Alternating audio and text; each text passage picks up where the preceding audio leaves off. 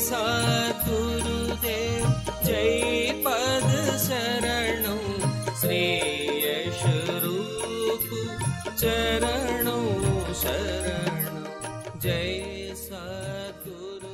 अब ये व्यक्ति सारी बातें भूल गया, सब कुछ भूल गया, चूहों को भूल गया, सांप को भूल गया, गड्ढे को भूल गया। अब परमात्मा से प्रार्थना करता है कि हे प्रभु ग्लूकोज टपकाओ, शहद टपकाओ, ग्लूकोज टपकाओ, ग्लूकोज टपकाओ, शहद टपकाओ, शहद टपकाओ, शहद। परमात्मा से यही प्रार्थना करता है, परमात्मा से निरंतर यही प्रार्थना करता है कि प्रभु शहद शहद शहद और शहद और शहद। शहद टपकता है, चाटता है, खाता है, प्रार्थना करता है शहद की। और कभी कभी शहद की मक्खियां जब भिनभिना उठती हैं, तेज आंधी आई, मक्खियां भिनभिना उठी तो उसको काटती हैं, तो रोता है, हाय मरा। शरीर को पीटता है, रोता है। जब मक्खियां शांत हो जाती हैं, हवा बंद हो गई, तो छत्ते में जाके बैठी तो धीरे धीरे उनके डंक निकालता है। जब डंक निकल जाते हैं तब शरीर में शांति हुई। फिर कहता है कि हे प्रभु शहद टपकाओ, शहद टपकाओ, शहद टपकाओ और शहद और शहद और शहद। ये कथा विदुर जी ने धृतराष्ट्र को सुनाई और उसके बाद धृतराष्ट्र से पूछा कि भाई साहब,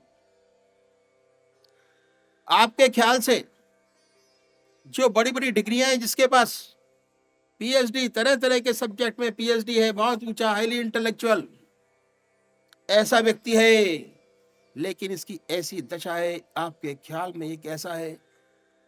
ये पूछा, आपके विचार में कैसा है? भाई ने जवाब दिया हंस के कि महामूर्ख है, महामूर्ख। इतना पढ़ा लिखा, इतना ऊंचा विद्वान, फिर आप कहते हैं कि महामूर्ख। फिर पूछा कि क्यों मूर्ख है? भाई साहब, आप उसको मूर्ख क्यों बताते हैं? इसके पास तो बड़े बड़े सर्टिफिकेट हैं, बड़ा बड़ा औहदा है, बड़ी बड़ी डिग्रियां हैं। बोले गड्ढे में पड़ा है, उल्टा लटका है, नीचे कोबरा बैठा है, इस गड्ढे से निकलने की कोशिश नहीं करता और शायद मांगता है। तो मूर्ख तो है ही, इससे बड़ा मूर्ख कौन होगा? तब विदुर जी बहुत हंसे और कहने लगे हंसने के बाद कि भाई साहब, सत्य यही है कि 1000 पीछे 999 की यही दशा है। वह जो कोबरा बैठा है, हमारी मौत है जो जरूर आनी है। ये जो पेड़ की जड़ों में चूहे बैठे हैं, एक काला एक सफेद, ये दिन और रात है। एक दिन खत्म हुआ, एक रात खत्म होती है। 24 घंटे हमारी जिंदगी के खत्म हो जाते हैं, एक दिन हमारी जिंदगी का कम हो गया, दूसरा कम हुआ, तीसरा कम हुआ। इस प्रकार एक एक करके समय जाता रहता है। साल भर बाद बच्चा 1 साल का हुआ, 1 साल का हो गया और हम खुशी मनाते हैं, जन्मदिन मनाते हैं। जब 50 साल का हो गया और ज्यादा खुशी मनाते हैं। 50 साल हुए, बड़ी दावतें करते हैं। मानना तुमको अफसोस चाहिए, 50 साल बेकार हो गए और कितने दिन रह गए। एक एक दिन कम होता चला जा रहा है। सफेद चूहा है, काला चूहा है, जो पीपल की जड़ काट रहा है, वह दिन और रात है। सच तो यह है, जिस रोज चूहे इस पीपल की पेड़ की जड़ को काट देंगे, हमारी जिंदगी के साथ खत्म हो जाएंगे, हम गिरेंगे और हमारा काल जो बैठा है वो हमें डस लेगा। कोबरा में हमारा काल है, हमारा जन्म होते ही हमारा काल भी निश्चित हो गया। कहते हैं as sure as death, English में क्या कहते हैं? As sure as death. मृत्यु से ज्यादा असंभावी कोई दूसरी चीज नहीं। जो जरूर होनी है। अगर कोई ऐसी चीज है जो घटना जरूर घटेगी, बगैर घटे मानेगी नहीं, वह मृत्यु जरूर आएगी। Must as sure as death. ये भी हमें मालूम है, जब हम पैदा होते हैं तो माँ के गर्भ में उल्टे लटकते हैं, परमात्मा से बड़ी मिन्नत करते हैं कि हे प्रभु, इस काल कोठरी से निकाल, नरक से, कि तेरे चरणों में लगूंगा ताकि फिर ये दोबारा कारागार ना भुगतना पड़े। परमात्मा से बड़ी प्रार्थना करते हैं, ईश्वर से। और जब इस संसार में आते हैं, डॉक्टर क्या कहता है कि नर्स से, कि डॉक्टर ने भाई देखो, इसका तलुआ साफ कर दो। जीभ की नोक को तलुए से लगी होती है, जो सूरत परमात्मा में लगी हुई थी वह डॉक्टरनी ने हटा दी। थूक और खकार जीभ में जो लगी हुई थी उसे भी हटा दिया। इससे वृत्ति बहिर्मुखी हो गई, बाहर देखता है दुनिया की तरफ, इसकी वृत्ति हो जाती है सांसारिक वृत्ति। तभी से बचपन से तो ऐसी हमारी अवस्था है। इतनी परमात्मा से मिन्नत करके आए, हम देखते हैं कि सांस निश्चित है, लोगों को मरता देखते हैं, ये भी निश्चित है कि हम भी जाएंगे, बचेंगे नहीं। लेकिन फिर भी हम क्या करते हैं, परमात्मा से शहद मांगते हैं। अगर मंदिर में भी जाते हैं तो यही मांगते हैं कि पोता दे, बेटा दे, धन दे, बच्चे की अच्छी शादी हो, व्यापार बढ़े, इसलिए जाते हैं। मंदिर में भी जाते हैं तो इसलिए जाते हैं। कौन ऐसा विरला होगा जो परमात्मा से परमात्मा को चाहता होगा? शायद करोड़ों पीछे एक भक्त होगा जब मंदिर जाता है तो परमात्मा के चरणों के लिए, हे प्रभु, मैं तुझी को चाहता हूं और कुछ नहीं चाहता। मेरी तमन्ना भी अर्जे अजब तमन्ना है, तुझी को मांगता हूं, मैं तुझी को मांगता हूं। ऐसा भक्त वही पार जाएगा, वही संसार के पार जाएगा, वही जीवन का लक्ष्य पूरा कर सकेगा। वरना हम जाते हैं तो यही मांगते हैं, तो हम इस संसार सागर से, इस कूड़े से बाहर निकलना नहीं चाहते। ये जो संसार है एक बहुत बड़ा कुआं है, एक बहुत बड़ी खाई है जिसमें हम फंसे हैं और इससे हम बाहर जाना नहीं चाहते। शहद मांगते हैं, शहद मांगते हैं, शहद टपकाओ, शहद टपकाओ प्रभु, और अच्छा, और धन, और पोजीशन, और मान, और बड़ाई, यही परमात्मा से चाहते रहते हैं, यही मांगते रहते हैं। और कभी कभी जब शहद की मक्खियां बिगड़ जाती है,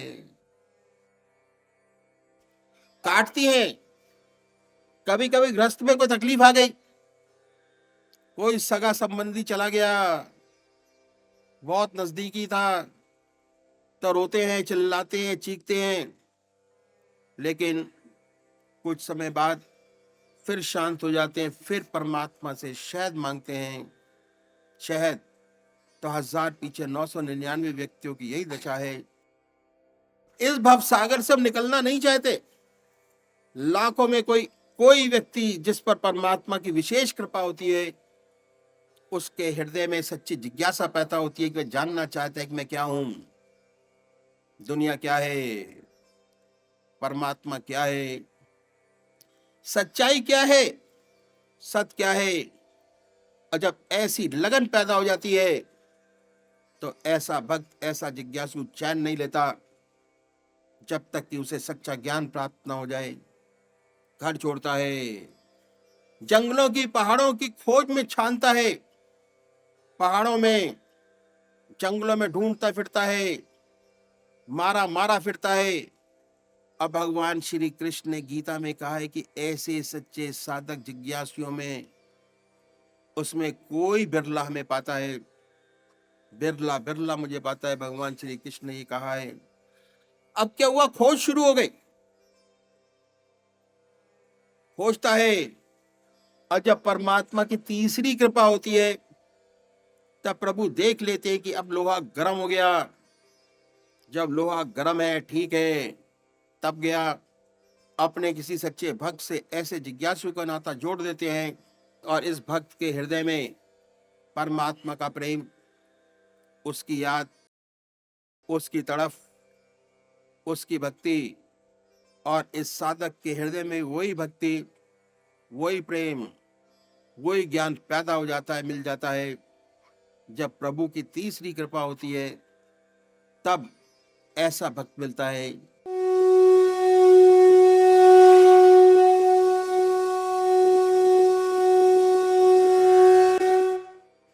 हमारा सत्संग अखिल भारतीय सतमत सत्संग के नाम से जाना जाता है। हिंदुस्तान में, विदेशों में बड़ी सारी इसकी शाखाएं हैं। जोर ध्यान योग पर है। ध्यान योग, सहज योग, आनंद योग, और बड़ा सरल अभ्यास का तरीका बताया जाता है, जो बड़े आराम से घर के ऊपर बैठ के आराम से किया जा सकता है। जबलपुर में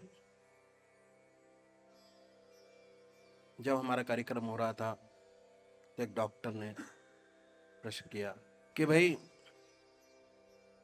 इन सब चीजों का क्या फायदा? कोई फायदा नहीं है। हम तो डॉक्टर हैं, साइंटिस्ट हैं, प्रोफेसर हैं, दुनिया की सेवा करो, सत कमाओ। बड़े प्यार से उसने, अगर आधा घंटा आपने सुबह पूजा की या मन लगाया, आधा घंटा शाम को पूजा की और मन लगाया, 1 घंटा क्यों वेस्ट करें? वेस्ट है, it is the waste of time. बड़े प्यार से उसने खड़े होकर, क्यों वेस्ट करें? 1 घंटे में हम 10 मरीज बचा सकते हैं अगर सही तरीके से सेवा की तो। मैंने कहा भैया बड़ी अच्छी बात है, कितने घंटे काम करते हो? कहते 8 घंटे। 8 घंटे में कितने मरीज ठीक करते हो? तो उसने बताया कि जी 30-40 मरीज में 8 घंटे के अंदर देखता हूँ, उनको दवाई देता हूँ। मैंने कहा भाई 8 घंटे क्यों काम करते हो? 24 घंटे करो, तिगना कमाओ, तिगनी सेवा करो। सेवा भी तिगनी, काम भी तिगना। खूब काम करिए, खूब अर्थ करिए और खूब सेवा करिए। वो खड़ा ही खड़ा चकरा गया।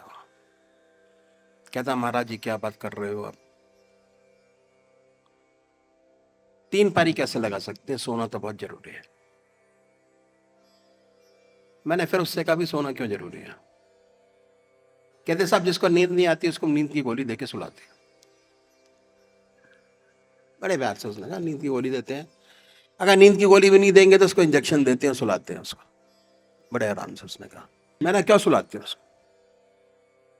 उससे भी कहो तांडव करे 24 घंटे। कहते कब तक करेगा? कब तक आदमी काम करेगा? शरीर को आराम देना बहुत जरूरी है। मैंने क्यों जरूरी है शरीर को आराम देना? तो बता नहीं पाया उसको। होता क्या है कि जब हम निद्रा में जाते हैं, सोने जाते हैं, तो ना हम हाथ से काम लेते हैं, ना पैर से काम लेते हैं, ना आंख से काम लेते हैं। ना आंख देखने का काम करती है, ना मुंह बोलने का काम करता है, ना कान सुनने का काम करते हैं।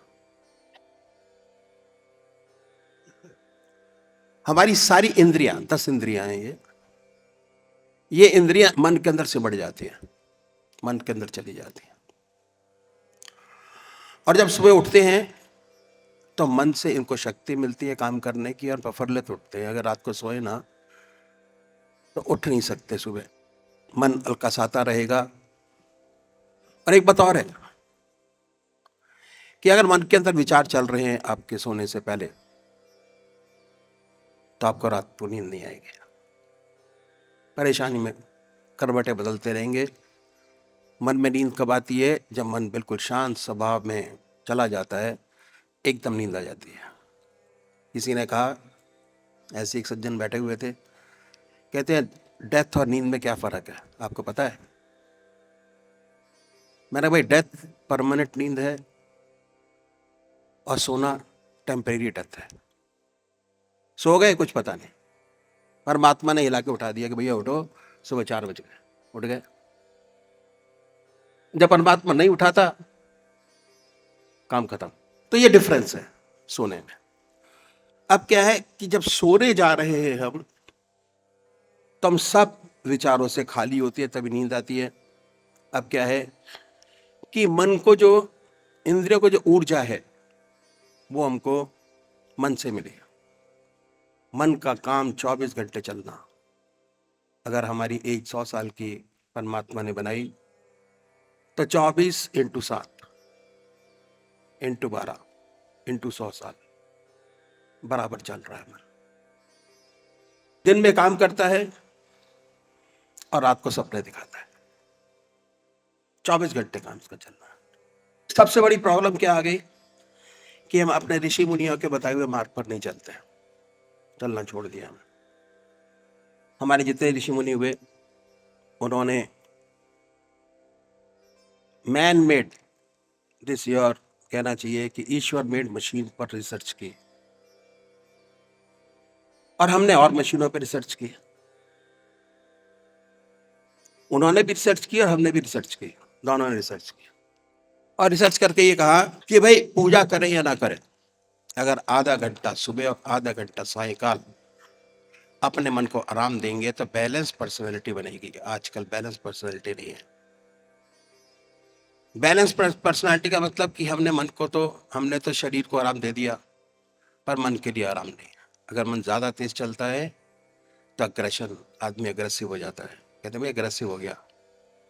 और थोड़ा आगे तेज चला, कहते पागल हो गया। और अगर धीरे चला तो कहते डिप्रेशन में आ गया।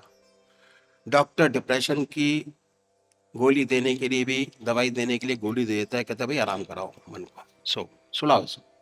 नींद के इंजेक्शन देता है, उससे उसके मन को भी आराम मिलता है। सोच विचार में जैसे जैसे कमी आती चली जाती है, वैसे वैसे उसका जो बैलेंस पर्सनैलिटी है वो ठीक हो जाती है।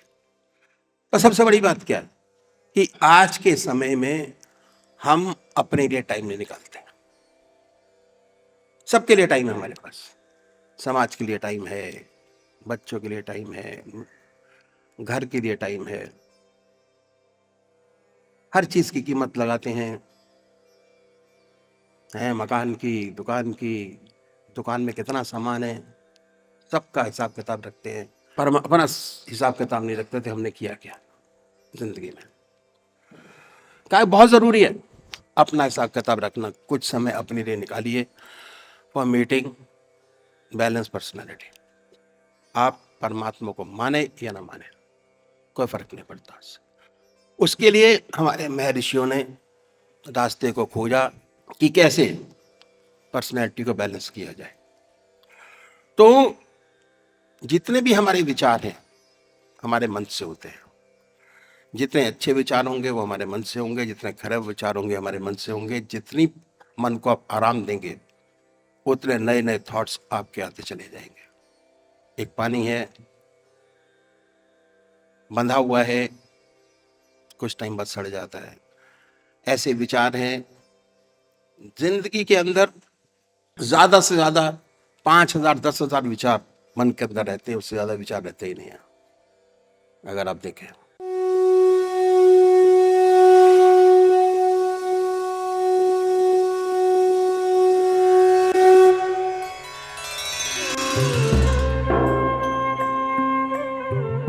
ध्यान योग के कार्यक्रम आनंद योग से निशुल्क जुड़ने के लिए संपर्क करें 9810239677।